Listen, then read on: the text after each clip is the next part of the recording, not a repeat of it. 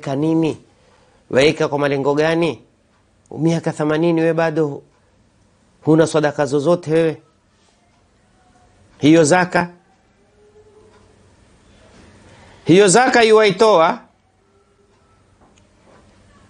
kwa uoga.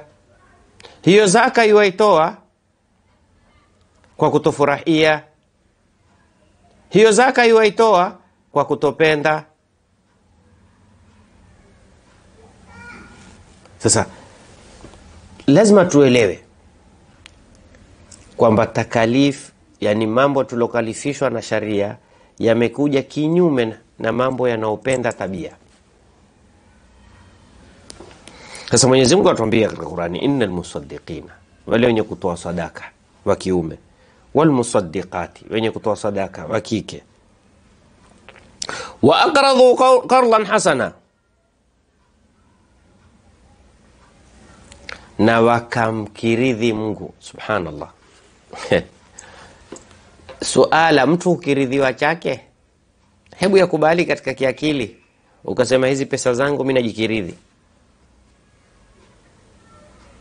Lakini angalia Mwenyezi Mungu Subhanahu wa Ta'ala, kwa kutaka kutupendekeza na kuturaghibisha na kutuhimiza na kutushawishi, kama haya mali ni yetu, basi nikiridhini mimi. Lakini asli mali ni yake, lakini akwambia nikiridhia changu. Wa aqradhu Allah, pale unapomsaidia maskini, pale po unapomondolea shida maskini fakiri, umemkiridhi Mungu. Yani Mungu atakukiridhia na wewe? Nikiridhi. Wa aqradhu Allah qardan hasana, Mwenyezi Mungu asemaje? Yudha'if lahum.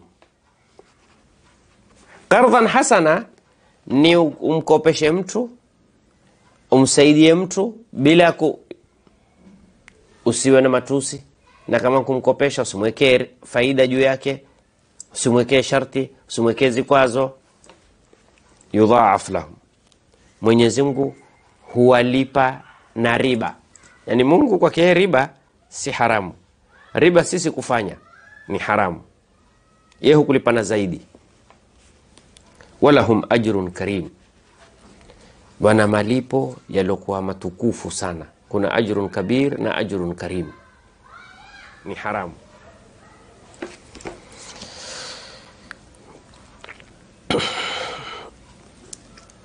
Ndugu zangu, aya ziko nyingi, na katika hadithi Mtume sallallahu alayhi wa alihi wasallam atuambia, kullu mri'in fi dhilli sadaqatihi yawm al-qiyama hatta yufsala baina an-nas, kila mtu atakaa kwenye kivuli kadri ya kivuli, shadow ya sadaka. Wewe ulitoa sadaka kiasi gani? Kila sadaka ikiwa kubwa, kivuli chako kitakuwa kikubwa. Sadaka ikiwa ndogo, kivuli chako kitakuwa kikubwa. Huna sadaka, huna kivuli. Nasallallahu salama wa afia. Sadaqatihi, sadaka alikuwa akitoa hata yuqla baina nasi, mpaka watu wote malize kuhukumiwa. Siku hakuna miti. Sasa sadaka uliokuwa ukitoa ndio size ya kivuli unachokipata.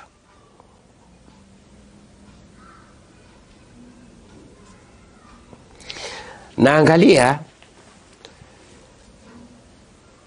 Bwana Mtume Muhammad sallallahu alayhi wa alihi wasallam asema kwamba innal abda la yatasaddaqu bil kisrati, atoa mja aweza akatoa sadaka kitu kidogo tu, kipande cha mkate. Fayarbu inda Allah subhanahu wa ta'ala, kwa kuwa alitoa ndicho alonacho, kwa kuwa alitoa alikuwa atarajia thawabu kwa Mwenyezi Mungu, kwa kuwa alitoa hakuona ubakhili. Fayarbu au tarbu inda Allah azza wa jalla hatta takuna mithla jabal Uhud, kikakuwa kwa Mwenyezi Mungu mpaka ikawa ni kama jabali la Uhud, uvia tu. Yamhaqu Allahu riba wa yurbi sadaqat, Mwenyezi Mungu hufuta baraka riba. Kufuta baraka kitu tofauti na faida. Si kile unachopata faida ni faida. Lakini kitu chenye baraka ndio chenye faida. Henda wewe ukapata faida ya milioni 2, ukaenda ukatoa milioni 3 bila kujua. Na henda ukapata faida 2,000, usitoe hata shilingi 3. Ni wangapi wampata faida ya pesa nyingi lakini ukapata matatizo mingi? Ni wangapi wampata faida kidogo hakupata matatizo hata kidogo? Hapo ndipo baraka.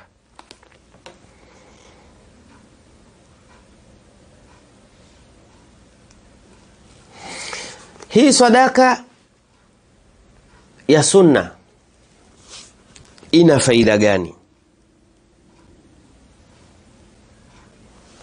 Sadaka ya sunna, subhanallah, sidhani kama utakuwa wewe una moyo wa kuedheka, una moyo wa kusikia, una moyo wa kuzingatia, baada hii utaacha kila siku angalau kutoa hata kama ni shilingi 5. Ndugu zangu, mwanadamu saa nyingine huenda hakuna mwanadamu asokosea, ima kwa kusudi au bila kusudi. Ni wachache ambao hawakosei. Na henda saa nyingine tukafanya makosa kama haya yakawatasababisha hasira kwa Mwenyezi Mungu Subhanahu wa Ta'ala, sababisha hasira kubwa sana kwa Mwenyezi Mungu. Malhal, dawa ni ipi sasa? Umemkasirisha Mwenyezi Mungu. Wajua maana kumkasirisha Mwenyezi Mungu? Wajua maana Mungu. Leo watu waogopa kwa kumkasirisha mkubwa wa upelelezi, mkubwa wa polisi, mkubwa wa jeshi, sijui kumkasirisha sijui kiongozi gani, au kumkasirisha haswa kama kumkasirisha kiongozi wa mamafia, wa magaidi, ndo mtu uogopa sana sana, manake ajua hana mchezo, hata kupoteza tu. Lakini hebu tujiulize, mimi na wewe tuogopa kumkasirisha Mwenyezi Mungu Subhanahu wa Ta'ala? Mungu asitujalie tuwe katika wenye kumkasirisha. Lakini saa nyingine tufanya mambo tukamkasirisha Mwenyezi Mungu. Mwenyezi Mungu akawa na hasira na sisi. Lakini kwa kuwa Mwenyezi Mungu hana haraka na sisi, atupa chance, atupa nafasi, atupa muda, atupa muhula. Sasa tunapomkasirisha Mwenyezi Mungu, njia ya kuondosha hii hasira ni ipi? Adham, kitu kikubwa ambacho kwamba chapatikana katika hii dini yetu ya Kiislamu, kwamba hakuna hali yoyote ya mwanadamu ambao kwamba atakosea, atafanya kosa ndani yake, atafanya mistake ndani yake, ila Mwenyezi Mungu amejalia kuna ufumbuzi na ukombozi wa tatizo kama lile, na amejalia kuna njia ya kuweza kutoka katika janga kama hilo. Mwanadamu amemkosea Mwenyezi Mungu Subhanahu wa Ta'ala, ameingia katika hasira ambazo kwamba zimesababisha Mungu amkasirikie. Lao ingekuwa hakuna katika dini ya Kiislamu njia ya kuweza kujitoa, njia ya kuweza kujinasua, njia ya kuweza kujiweka sawa, binadamu angekuwa amekata tamaa na rehema ya Mwenyezi Mungu Subhanahu wa Ta'ala. Sifanye nini? Kuisha langu mimi, nishaangamia, nishamalizika. Na kwa kule kukata tamaa kungepatikana gap baina mja na Mola wake Subhanahu wa Ta'ala. Lakini dhambi hata ikawa kubwa kiasi gani, hata ikawa yastahiki upate hasira na upate adhabu kiasi gani, Mwenyezi Mungu ametuwekea ufumbuzi na ukombozi na kujinasua na kujiondoa katika hasira kama hiyo ya Mwenyezi Mungu. Msikilize Mtume sallallahu alayhi wa alihi wasallam atuambia, inna sadaqata, hakika si jingine,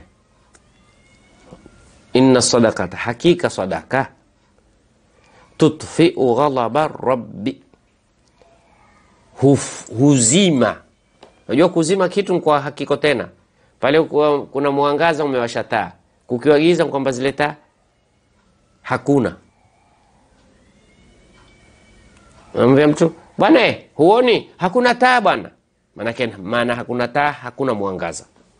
Sasa sadaka huzima, maana hakuna tena hasira. Si tu watadfa'u mitata as-su'i. Hii ni nyingine. Kwanza tutfi'u ghadab ar-rabb. Sadaka huzima zile hasira za Mwenyezi Mungu Subhanahu wa Ta'ala. Manake hakuna njia ya haraka inaoweza kufanya wewe usipate hasira za Mwenyezi Mungu Subhanahu wa Ta'ala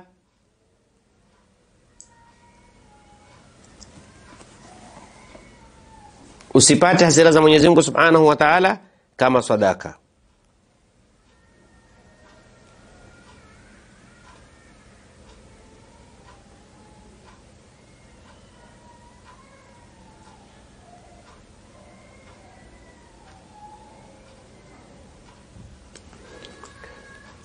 Sasa kitu ambacho kwamba kitakufanya wewe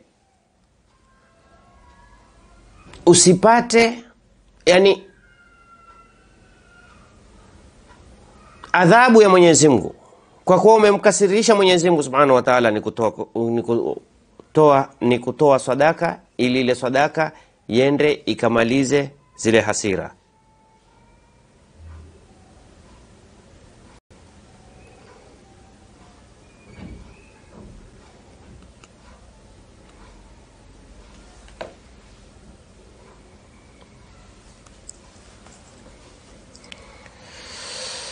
Subhanallah. Kwa hiyo hakuna njia ya rahisi ya kumridhisha Mola wetu Subhanahu wa Ta'ala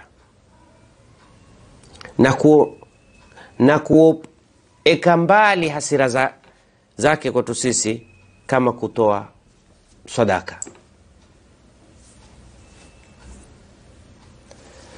Je, hii sadaka inafanya kazi aina gani na gani na gani na gani? Haikutoshi wewe kuwa ikiwa sadaka ndio inaozima hasira za Mwenyezi Mungu. Wataka aina gani wataka jimbo gani jingine tena? Lakini Mtume sallallahu alaihi wasallam akasema watadfa'u mitata as-su'i. Inakuondoshea wewe kifo kibaya. Sio kifo cha mtu mbaya. Wewe utakufa ni Muislamu, utakufa ni muumini. Ndugu zangu, kuna kifo kingine cha sikitisha. Mtu wafe ugenini, asijulikane mpaka mwili ulepuke. Ufe barabarani, sehemu hujulikani, uende ukatiwe mochari, ukadhibike na barafu, ukae kwenye mochari mpaka ubadilike kila aina kitu chako. Subhanallah. Ufe sengine umepata ajali mpaka huwe mikono yani mpaka mufanywe DNA uweze kujulikana fulani nani. Hii ni maitata su.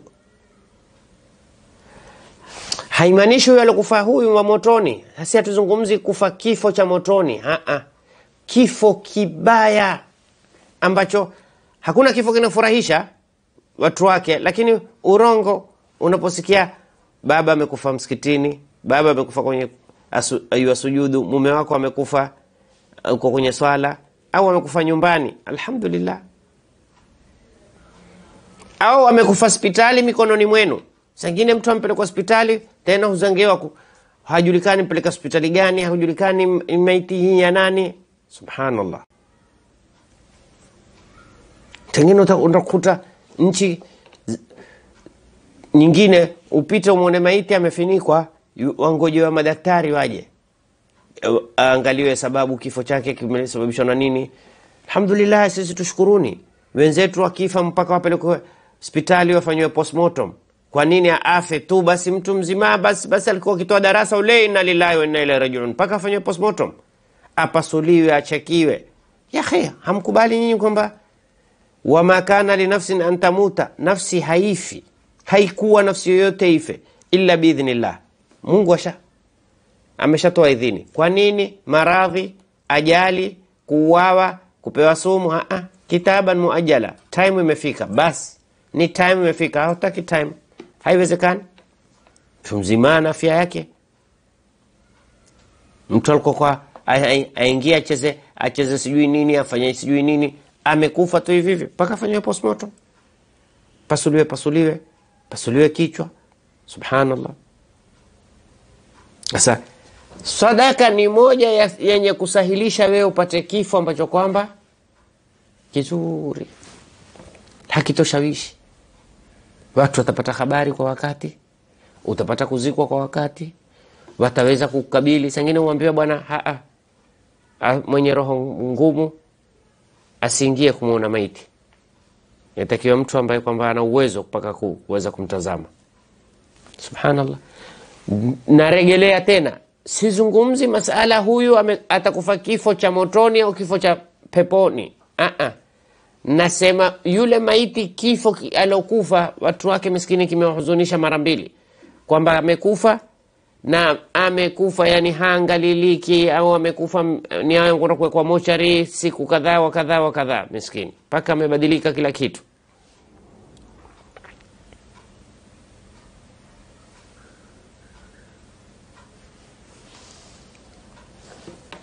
Wasadaqatu burhan. Ndugu zangu, kila kitu katika dini yetu kina dalili ya kuonesha wewe ni, hata katika maisha.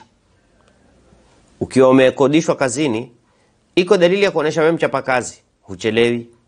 Ukiwa kazini hujishughulishi na sijui wakati wa kazi, wewe umeshika simu. Sangine weza kwenda kwenye department yoyote, ni wakati wa kazi, wewe ukamsubiri yule jamaa, wewe umeenda pale ukamsubiri, akwambia subiri kidogo niko na simu. Na yeye kazi yake si kupokea simu, ni simu yake yeye yuzungumza na mtu.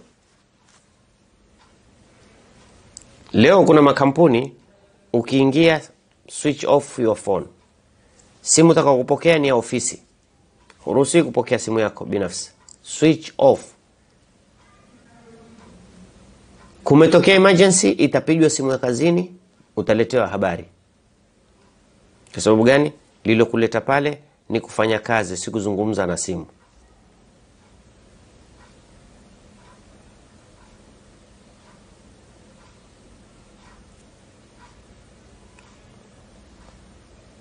Sasa alama ya kuonesha wewe ni mchapakazi ni kwamba ukiwa kazini, uko kazini.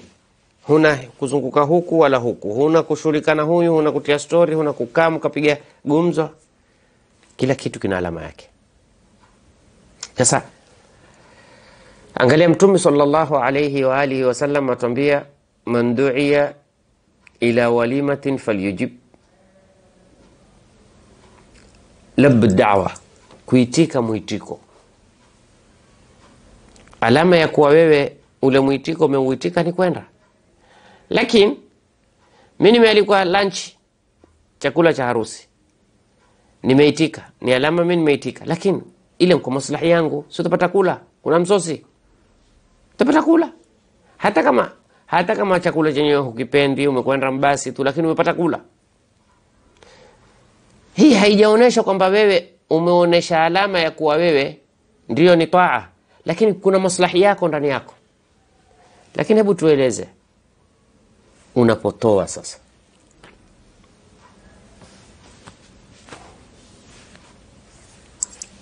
unapotoa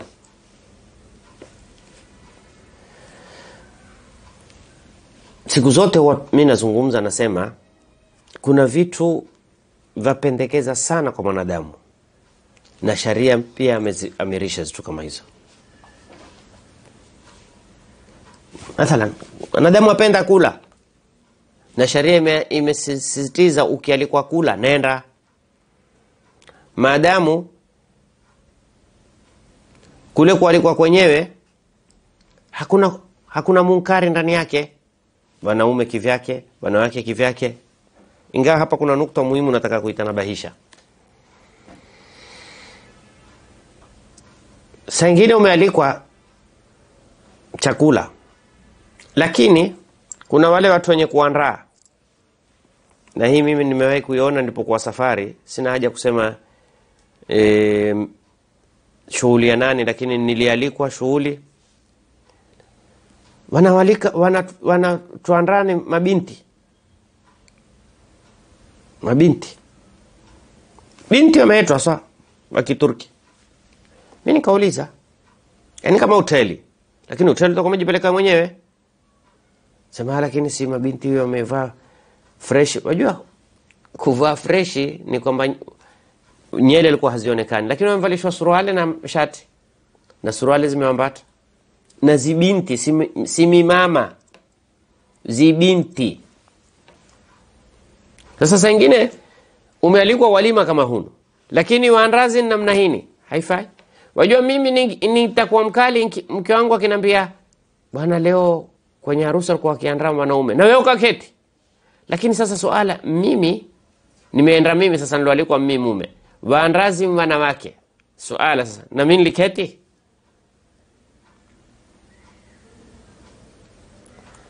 Sasa man du'iya ila walimatin falyujib. Je, labda da'wa hii yaitwa ni kila walima lazima nijue kutakuwa vipi kule? Hakuna mix yoyote baina wanaume na wanawake? Maana kujibu ni lazima, lakini inapokuwa ile dawa ni dawa sahiha.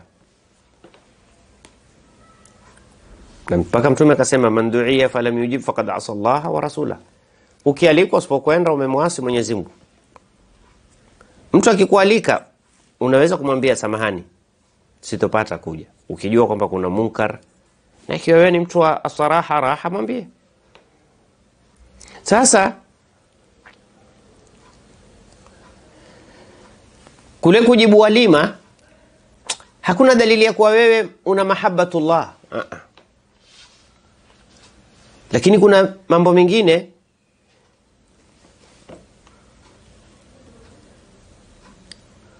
ya onrosha kuonesha wewe si mnafiki, ya onrosha kuonesha wewe humsikilizi shetani na wapenda kumnyamazisha shetani.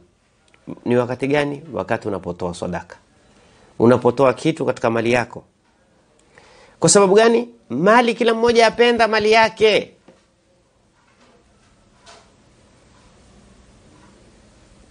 Kwa hiyo wakati unapotoa sadaka, sio zaka, sadaka, wewe wapanda cheo kwa Mwenyezi Mungu Subhanahu wa Ta'ala, na wajionesha kwamba nafsi yako wewe hujaithamini, hujaiweka mbali kuliko nafsi za wenzako, na waonesha kwa watu pia kwamba wewe ni mtu wampenda Mwenyezi Mungu na mtume wake Muhammad sallallahu alayhi wa alihi wasallam.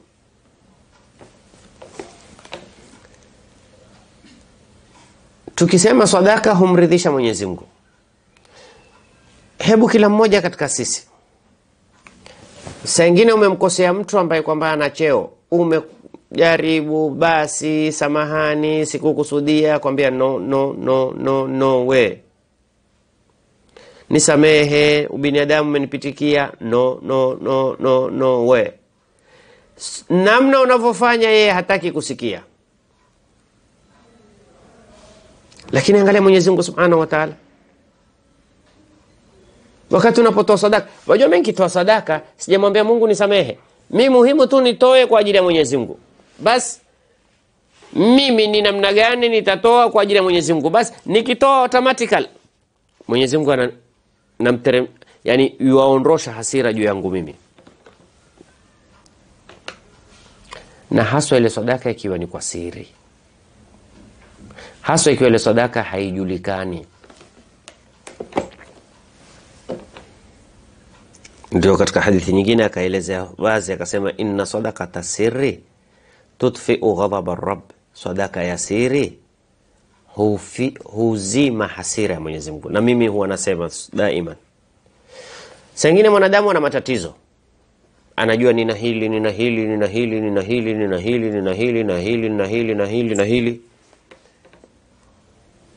haya yajua. Sengine mimi sijui, sijielewi, sijui nini, mnakwenda kufanywa kila ina vipimo, sitambulikani, sionekani, yani hata mimi sielewi.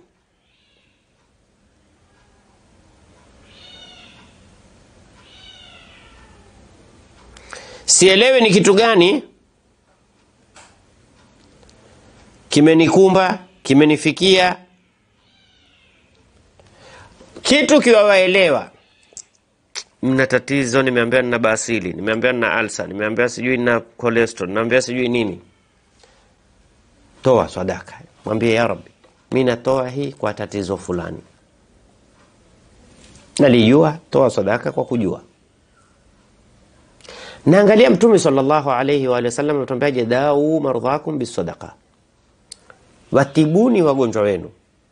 Step ya kwanza kabla kununua Panadol na kumpeleka hospitali, kwa kutoa sadaka. Lakini tuna imani saizi gani ya kuwa sadaka zitatibu? Tuna imani kiasi gani? Dau mardhakum bisadaqa. Tuwatibu wagonjwa wetu kwa kutumia sadaka.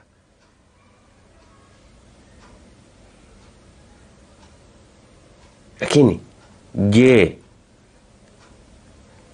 imani yetu ni kiasi gani ya kuonesha kwamba sadaka hutibu? Hebu tuwe wa kweli. Ni nani anapopewa resulti ya hospitali kwamba wewe una tatizo fulani, kabla ya kufanya lolote mwanzo akitoka hospitali akatoa sadaka, ya Rabbi natoa sadaka kwa ajili ya hili? Na mimi naweza kukutolea viswa kadhaa wa kadhaa vya uhakika vya watu waliojitibu kupitia sadaka. Walikuwa washaambiwa hii khalas, hii khalas, hii khalas, lakini wakasema ya Rab, daktari amesema khalas, hii haitibiki, lakini mtume wako sallallahu alaihi wasallam amesema dau mardhakum bisadaqa, tibuni magonjwa yenu kwa kutumia sadaka. Na mimi naamini la mtume kushinda la daktari, akatoa sadaka. Baada ya muda yale maumivu yakaanza kupungua, akaenda hospitali, daktari akamwambia unbelievable, ni kitu hakiaminiki, tuambie umefanya nini? Akamwambia nimefanya leo yasema mtume sallallahu alaihi wa sallam. Lakini hakujaribu, aliamini. Tatizo liko kwetu sisi kwamba mara nyingi likiwa la mtume twajaribu, likiwa la daktari twaliamini. La Mungu twalijaribu, la mzungu twaliamini. La, tuamini kwamba alisema mtume kwamba ni wama yantiqu anil hawa in huwa illa wahyun yuha.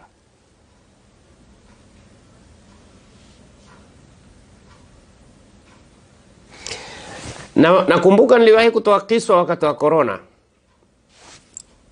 kwamba kuna bwana mmoja aelezea alipatikana na matatizo, akapelekwa kwenye quarantine, insulation, sijui insulation hiyo, akawekwa hospitali, akawekwa maoksijeni yale kwa muda wa masaa 24.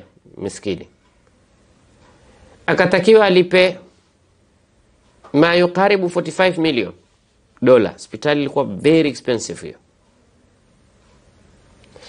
Akawaiwalia ule mzee kutajua ile bili, akalia kwa shaki sana, mpaka wale madaktari wakamsikitikia, wakamwambia ikiwa huna, manake wao walimjua kama ni mtu bilionia, isikutie pressure ikakudhoofisha hali yako, twaweza tukakusamehe. Ndio kuna hospitali mingine na ubinadamu, pesa ni baadaye. Yule mzee akasema mimi sili kwa ajili ya kuwa pesa ni nyingi, nalia kwamba mimi nimeishi sasa na miaka 78, natoa pumzi free of charge, sijatoa kwa ajili ya Mwenyezi Mungu hata 1 million. Leo natoa kwa ajili ya corona milioni 45. Nimeahidi kila nilonacho nitatoa kwa ajili ya kumshukuru Mungu.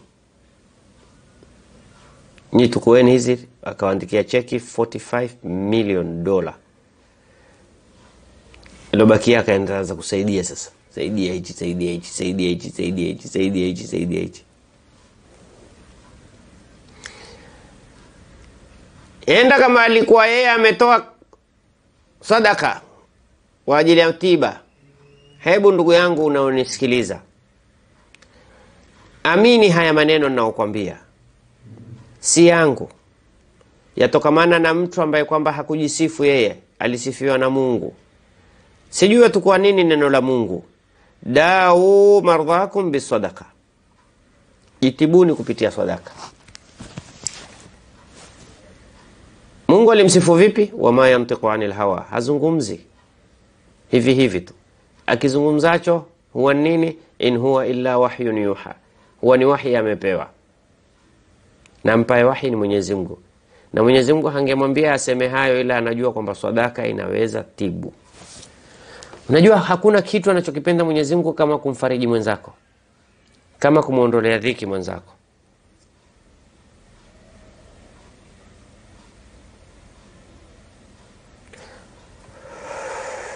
Idkhalu sururi ala qalbi akhika. Aliulizwa amali gani bora? Kumwabudu Mwenyezi Mungu usimshirikishe, kisha ni kutia furaha kwenye moyo wa ndugu yako. Toka nenda hospitali, tazama ni wapi wagonjwa ambao kwamba hawana uwezo wa kulipa bili walipie. Lakini hutaki wewe kufurahisha watu. Uko tayari ufanye harusi usifiwe. Ule harusi yake mashallah, ule harusi yake mashallah. Leo katika pita zangu katika mitandao nimeona kitu cha kushangaza. Sijui na sisi tutakitaba. Uarabuni kuna kipindi kinaitwa nabdhu shari'i. Nabdhu ni mshipa. Kushika hivi ukasikia unagonga vipi? Hapa kuna mshipa. Watoka kwenye moyo, hapa na chini ya mguu. Ukienda hospitali madaktari ukushika namna hii. Au matibabu ya kienyeji, kuangalia moyo wako, mapigo yako ya moyo yanapiga vipi. Sasa hichi kipindi kimeitwa nabdhu shari'i, kuangalia moyo, mji, street, barabara zinazungumzia nini kwa jambo fulani. Huyu mfanyaji kipindi ikawa suala analouliza anawauliza wanawake tu.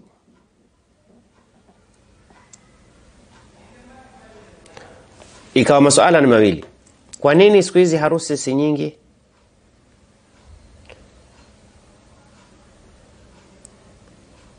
Na kwa nini ndoa hazidumu? 99% gharama za ndoa, gharama za harusi. Akaulizwa gharama mahari, akasema la, mahari kwa upande, lakini sherehe zimekuwa nyingi sana. Sherehe zimekuwa nyingi sana. Lao ikabidi sasa waulizwe swala extra. Wewe watoa wasia gani? Asema natoa wasia kila mama kama mimi na kila mwanamume, haswa wanaume, msiwakubalie wake zenu ma expenses isiyokuwa na maana. Kuna ndugu zetu Gaza wanahitajiwa kusaidiwa. Wewe wafanya israfu katika mambo, subhanallah. Hapa kwetu wako watu maskini wana shida. Wallahi kila anayefanya harusi akafanya masherehe na nini kadha wa kadha, na kuna jamaa yake ni mgonjwa, atakwenda kuulizwa na Mwenyezi Mungu Subhanahu wa Ta'ala. Sasa fikiria wewe uache kusherekea harusi ukapunguza mahari ili usaidie maskini, utakuwa umewafurahisha watu wangapi? Na nilitoa kisa wakati Nabii Allah Suleiman alikuwa harusi na rafiki yake, akamwambia bwana, tafadhali usikose na kuomba, ndio harusi ya mtoto wangu pekee. Kwa hiyo na huyu bwana alikuwa tajiri, usikose hii harusi. Na Nabii Allah Suleiman alikuwa na tabia kukaa na Israeli kila siku. Israeli huja maskani Nabii Allah Suleiman, kama sisi usiukaa maskani hivi. Basi kwenye ile maskani mmoja anayekuja ni Israeli, lakini watu wote hawamjui. Tena story wakateka. Lakini Nabii Allah Suleiman amjua. Watu hawamjui. Jamaa, karibu ya haya. Kumbe ni Israeli. Bas Siku hiyo Nabii Suleiman akamwambia, bwana mimi kesho nitakuwa nimealikwa harusi. Akamwambia, bwana usiende harusini. Kwa nini? Kesho mimi katika ripoti nilonazo ule binti anayeolewa ndio nimkabidhi roho. Wajua, na kueleza kama mimi tu, Israeli huwa ni kama wewe, si kuna saa au simu kitakusha betri, kuna alam titi onesha hii baada dakika 10, baada dakika 10 itakuwa imezima. Basi na Israeli nayo kuna alam fulani Mungu amemwekea huyu titi ule fulani kesho endrao, baada siku moja, one day to go. Sasa Israeli akayua kwamba huyu bwana ule binti kesho ni siku yake. Akamwambia Nabii Allah Suleiman, usende hiyo kesho, nyumba hiyo hakuna harusi. Hiyo nyumba kesho ni nini? Ni matanga. Nabii Suleiman asende harusini. Akakaza kinyumbani.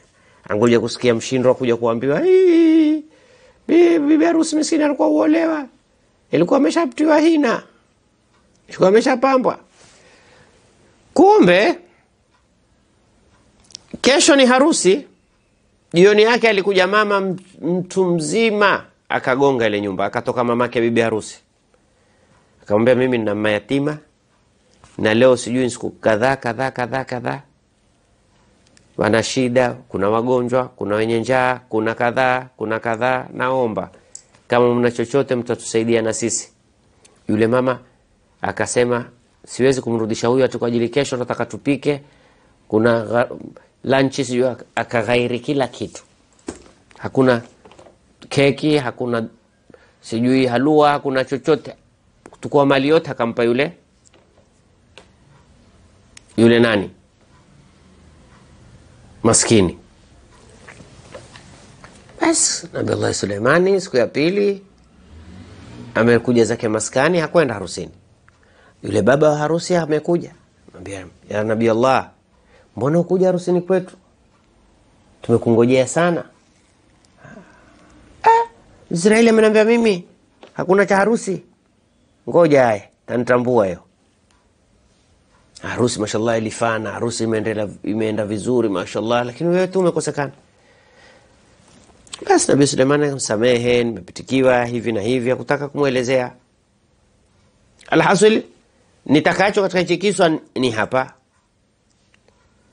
Israeli alipokuja, Nabii Allah Suleiman akamuuliza, akamwambia, bwana ni kweli ilikuwa namna hiyo, lakini alipita mama akawa na shida, mtu mzima akalilia, mama wa harusi akaata zile pesa alikuwa afanyie sherehe za harusi, akamfurahisha ule mama.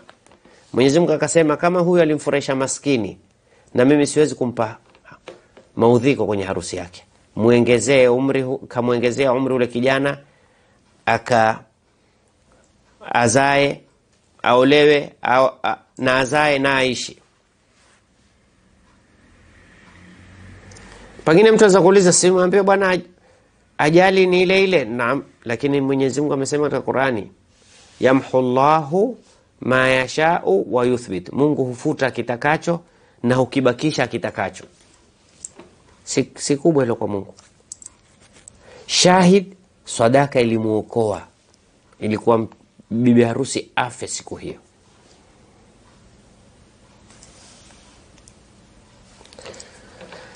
Na Mtume sallallahu alayhi wa alihi wasallam asema, bakiru bi sadaqa, fanyeni haraka kutoa sadaka, fa innal balaa la yatakhattaha. Balaa haipiti ile sadaka, ni kinga. Sadaka ni kinga sana. As-sadaqatu wija, sadaka ni kinga.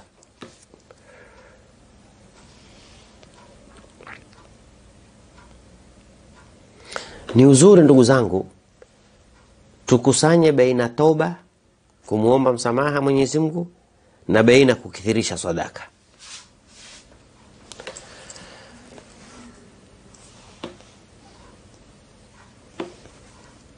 Masala ya kuzungumzia sadaka ni mengi, wakati umeenda, lakini nataka niwatanabahishe tusidharau. Kule wewe kudharau hata kichache, usiogope kumpa maskini hata shilingi 10, usiogope, na usimrudishe.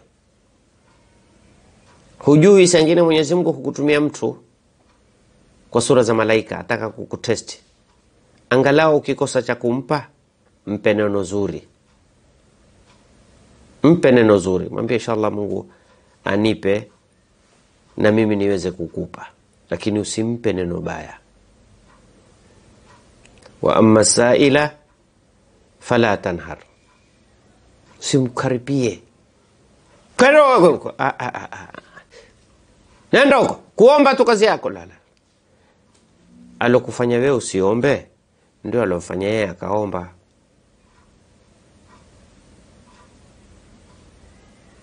Hujui. Henda wewe ukaingia peponi kwa kupitia mlango wa sadaka. Kuna mlango waitwa babu sadaka.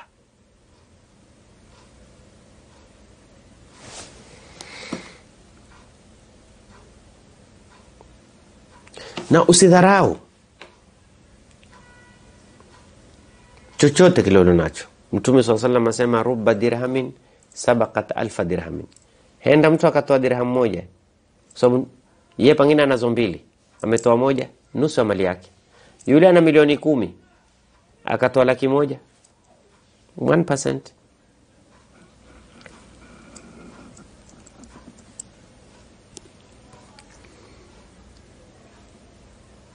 Sasa usidharau kwamba mimi sina. Kile ulionacho toa, na akikujia mtu usimrudishe, jaribu, na ikiwa huna kweli mpe neno zuri. Sadaka kadhalika huzidisha katika umri, na hukuondoshea kibri. Ukiwa wewe jiona una tabia kibri, kithirisha kutoa sadaka. Na huondosha ufukara. Maana tazidu fil umri, mtoaji sadaka mara nyingi sana, atoa sadaka sana, hupenda kufanya ibada. Ile sadaka hata kama wewe ulikuwa hufanya ibada, ukishikilia sana sadaka, Mungu hukuongoza kwa baraka ile sadaka ukarudi katika kushikamana na ibada. Ndugu zangu, tupende kutoa sadaka, na haswa sadaka za siri. Lakini wabda biman ta'ul. Kabla hujampa maskini, hakikisha jamaa yako wako sawa. Kafa bil mar'i ithman an yudayya man ya'ul. Yatosha mtu kuwa ni dhambi wewe enda kupa sadaka watu hawa na hawa na mara nyingi wanaotoa sadaka kwa dhahiri hawa utakuta wana familia zao za nyanyasika. Anza jamaa yako. Na haitokuwa ni sadaka wewe watoa sadaka na mamako ana shida na babako ana shida, hata kama hakukulea bali wazazi wako, bado wastahiki kuheshimu. Usitoe sadaka ukampa maskini na ndugu yako ana shida, na khalati yako ana shida, na shangazi yako ana shida, na mjomba wako ana shida, na ami yako ana shida, na watoto wako wana shida, wazazi wako wana shida. Subhanallah, sadaka gani hiyo? Gawanya nusu familia, nusu maskini wengine. Sadaka sio. Nikimalizia, kuna masiku matukufu yametukabilia. Aliyosema Mwenyezi Mungu, wal fajri wa layalin ashri. Haya masiku matukufu yote, masiku 10 haya, kuanzia mwezi kwanza wa mfungo 3 mpaka mwezi 10 mfungo 3. Haya Mtume sallallahu alayhi wa alihi wasallam asema, ma min amalin, hakuna amali yoyote, ahabu ila Allahi, yapendekeza zaidi kwa Mwenyezi Mungu, min ayyamil ashri, kuliko amali hiyo kuifanya katika hizi siku 10.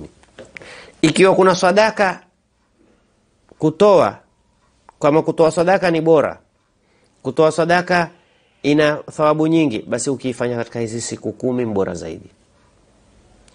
Siku 10 hizi kusoma Qur'ani ni bora kuliko siku nyingine. Siku 10 hizi kuamrisha mema na kukataza mabaya ni bora zaidi kuliko siku nyingi. Yani ibada yoyote katika siku 10 hizi, kufunga, kuleta dhikri, amri bil ma'rufi, nahi anil munkari, kukataza mabaya, kuamrisha mema, kusaidia watu, kutoa sadaka katika hizi siku 10 ni bora kushinda siku zote katika siku za ulimwengu. Je, kuteta siku hizi 10? Je, kugombana? Je, kunyanyasa? Je, kudhulumu? Je, kumwendea kinyume Mwenyezi Mungu Subhanahu wa Ta'ala? Je, kutukana? Ndugu zangu, zisikuingilia hizi siku 10 na wewe umeteta na ndugu yako. Zisikuingilia hizi siku 10 na wewe umeteta na wazazi wako. La ilaha illa Allah. Hata hizi siku 10 huwezi kupatana kwa ajili ya kuziheshimu hizi siku 10. Hizi ni siku muhimu sana. Tukithirishe kutoa sadaka. Na wale walioazimia kudhahi, kuchinja siku ya Idi, zikiingia hizi siku 10 ni bora, si lazima, ni bora usinyoe nywele yoyote, usikate kucha. Si lazima, ni bora falyumsik, na ajizuilie kuchukua nywele au kukata kucha mpaka umalize kuchinja nywele yoyote kwa hizi siku 10.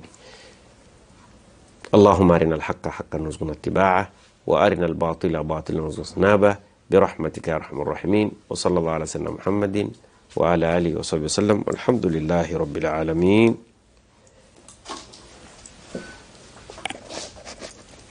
Tisona